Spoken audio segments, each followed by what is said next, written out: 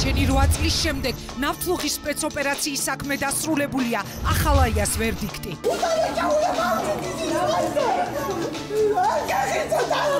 ბაჩანა ახალაია სასამართლო პროცესს არ ესწრებოდა სხდომაზე დასწრებაზე, მან უარი თავადვე განაცხადა. 7 წელი და 6 თვე ეს არის ის განაჩენი, რომელიც თავდაცვის ყოფილ მინისტრს გამოუტანეს. ვიყურეთ დღეს რეაქციაში საღამოსათზე ნავთლუღის სპეცოპერაცია.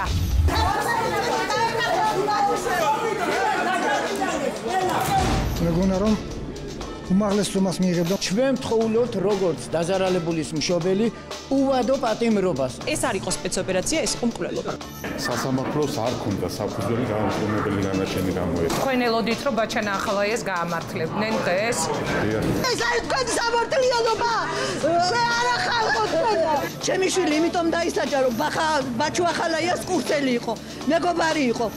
სამ ეპიზოდზე წარდგენილი ბრალი და გამოტანილი განაჩენი რა კავშირი აქვს ნავთლუღის სპეცოპერაციას და სანდრო გირგულიანის საქმეს ახალაიას განაჩენთან. რეაქციაში ვცლად მოგიყვებით, რის გამო შეუფარდეს ახალაიას 7 წელი და 6 თვე. რა სიტყვის პროკურორი, იუსტიციის მინისტრი, რა სიტყვიან დაზარალებულთა ოჯახები, საზოგადოება, ყველა ერთად ერთ სტუდიაში კვირის მთავარი თემა რეაქციაში სასამართლოს გადაწყვეტილების კვალდაკვალ.